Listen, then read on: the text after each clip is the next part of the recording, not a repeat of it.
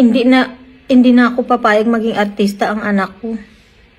Dahil ang sakit yung ibabash yung anak mo, kung ano-ano isasabi, hinuhusgahan, kaunting pagkakamali lang, ang husga ng tao sobra-sobra.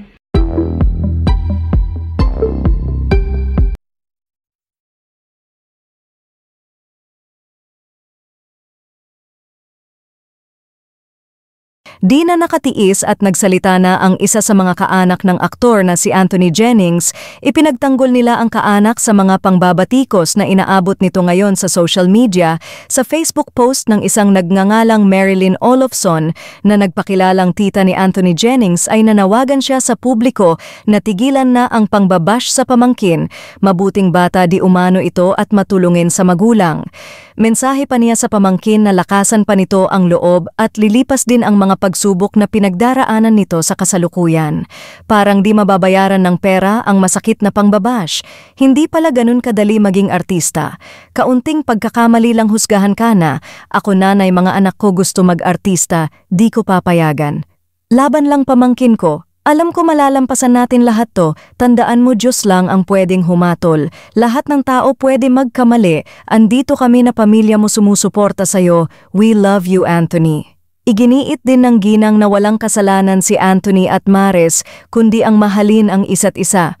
Anthony Jennings and Maris Racal, wala silang linabag na batas, pareha silang single.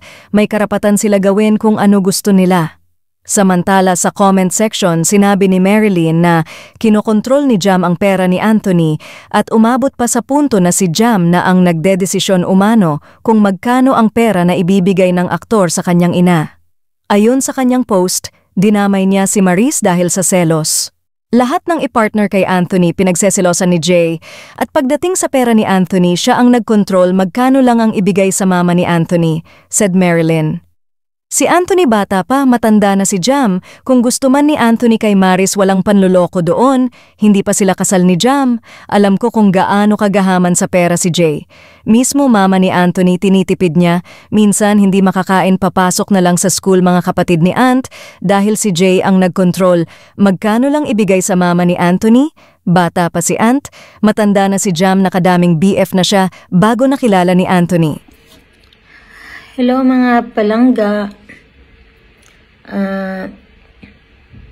Mayroon lang akong sasabihin na siyempre apektado ako kasi tita ako ini Anthony. Tita ako. Ang sakit, umiiyak ako. Nasaktan ako sa mga pambabato sa kanya. Lalo na kaya yung lalaki yun na ang amin. Lalo na kaya yung babae. Alam niyo mga pangga, kung ako siguro nanay, hindi na ako papayag maging artista ang anak ko.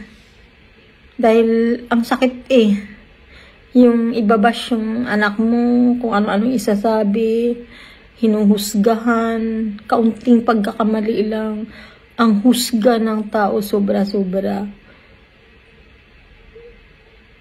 Kung hindi ka dun matatag, hindi ka matibay, madaming nagpapakamatay dahil sa husga ng kapwang tao. Napakatindi ng mga tao. Sila ang papatay sa kapwa nila. Kaya ang daming nagre-rebelde, no? Dahil siya kapwa-tao. Hindi marunong mag-intindi.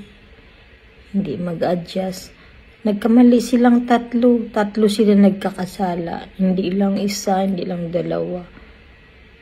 Parehas may pagkakamali. Dapat tayo ang mag-adjust at mga bata pa sila. Marami pa talagang mararanasan ng mga pagsubok sa buhay. Diba? Hindi pa maintindihan ng mga kabataan yan ngayon dahil bata pa sila. Yung nagsasalita ng sobrang panghusga sa kapwa ay sana kayo ay napakabuting tao na wala kayong linabag sa batas. Wala kayong ginawang mali, no? Lahat na ginawa nyo sana ay tama. Sana na tama kayo. wala kayong pagkakamali sa buhay. Iyon lang sa mga basher. Maraming salamat. Bye.